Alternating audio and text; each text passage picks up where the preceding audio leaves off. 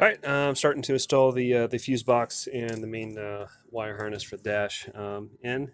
So what I did was I just put a little bit of putty around the bolt here and here. That way, when it screws down, it seals the screws from the inside. And then what I'll do is then I'll look on the other side and maybe seal those up too. So and then here, so I'm ready. So I got blanket in, and then so I'm just gonna stick it on there, line up the holes, and screw it in.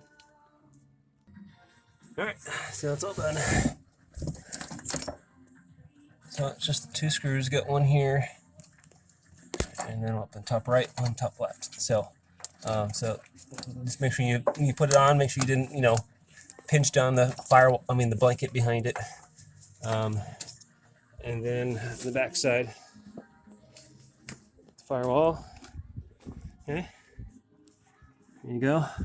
You got screw one here and one there,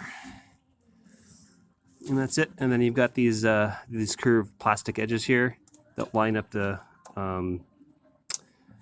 fuse box with the firewall, and then there's this rubber seal that seals it. And then of course you've got your front light white harness and the engine harness that connect to that. And then I'll do another video continuing with the burning of the wiring.